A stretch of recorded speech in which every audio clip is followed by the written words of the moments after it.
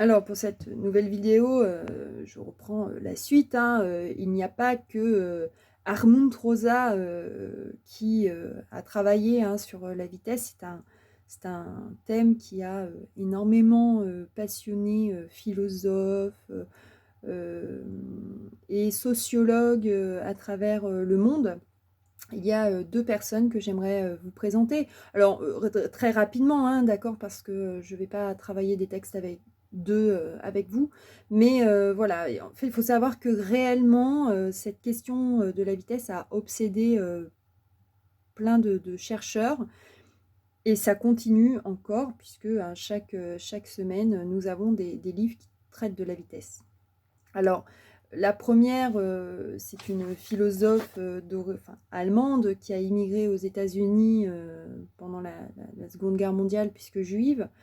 C'est Hannah Arendt qui, elle, a vraiment travaillé sur les progrès et l'accélération et les catastrophes que cela pourrait entraîner dans notre société.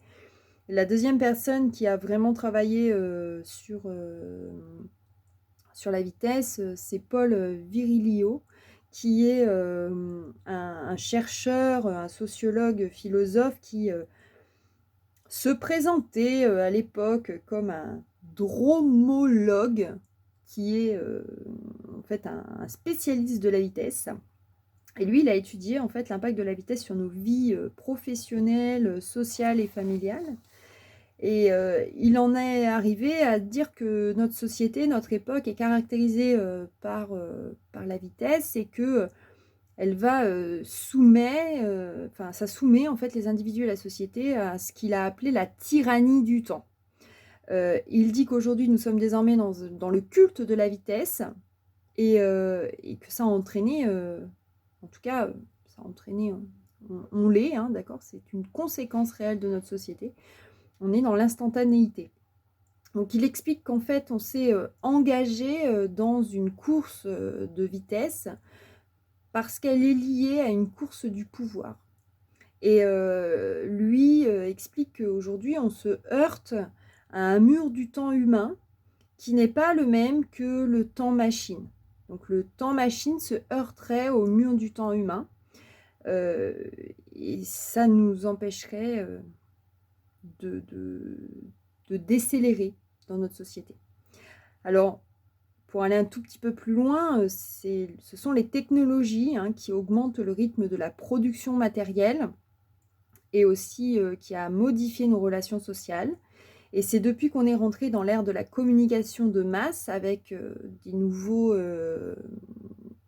outils, en particulier Internet et les réseaux sociaux comme Twitter, Instagram, etc., qui ont permis une accélération du rythme de nos vies et de nos activités. Voilà, c'est pour ça que Virilio, il explique que nous sommes dans une société aujourd'hui tyrannique du temps. On est dans une tyrannie du temps et on est incapable de dépasser tout ça. Alors heureusement, vous allez voir, il y a des personnes qui ont réfléchi aussi sur cette tyrannie du temps. C'est le cas d'un homme qui est un philosophe, mais qui est aussi un scientifique, qui s'appelle Étienne Klein, qui, lui, a beaucoup travaillé sur cette idée de la vitesse, et qui a dit, bah, finalement, non, on est capable aussi de ralentir et de décélérer notre rythme de vie, il suffit de le vouloir.